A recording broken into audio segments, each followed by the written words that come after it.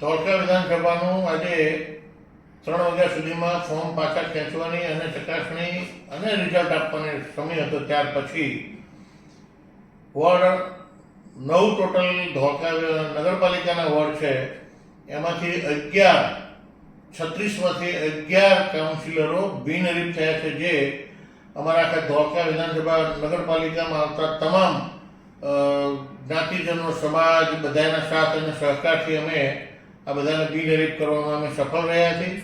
હું ધોળકાની નગરપાલિકામાં રહેતા તમામ નાગરિકોનો ખૂબ ખૂબ દિલથી આભાર માનું છું. કોઈ પણ પ્રકારના જ્ઞાતિ જાતિના ભેદભાવ વગર આ બધાએ સાથ અને સહકારથી 11 નગરપાલિકાના સદસ્યોને બિનહરીફ કર્યા છે. બાકીને ટોટલ 36માંથી 11નું રિઝલ્ટ આવી ગયું છે અને હવે જે બાકીની સીટો રહી છે પૂરેપૂરી જીતવાનું અમારું લક્ષ્ય છે.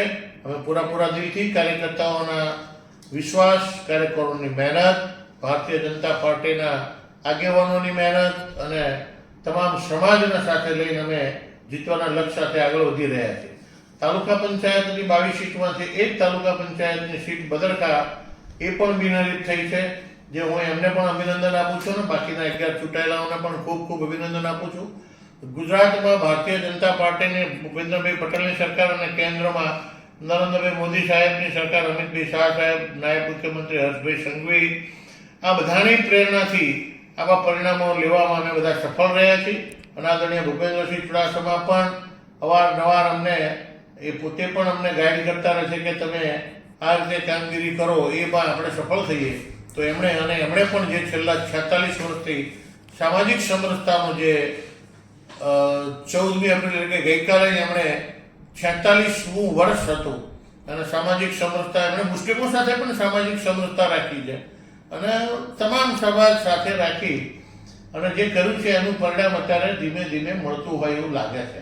અને એટલે જ હિન્દુ હોય, મુસ્લિમ હોય કે તમામ સમાજ સામાજિક સમરસતાના ભાગરૂપે આ બધી જે 11 સીટો અને તાલુકા પંચાયતની સીટ જે બિનહરીફ આવી છે, એમાં હું એવું માનું છું વ્યક્તિગત રીતે કે જવાબદારી મારી હવે ધોળકા નગરપાલિકાની વધતી જાય છે કે મારા નગરના લોકોને કોઈ પણ પ્રકારની તકલીફ ના પડે એવા મારે મહેનત કરવી પડશે. અને મારા જે ચૂંટાયેલા છે જે ચૂંટાવાના બાકી છે એમની પણ પાસેથી હું અપેક્ષા રાખીશ કે આપણા ધોળકાના તમામ નગરજનોને કોઈ પણ પ્રકારની તકલીફ ન પડે એવી અમે આવતા 5 વર્ષ માટેનો રોડ મેપ બનાવી લીધો છે. ભારત માતા કી જય, વંદે માતરમ.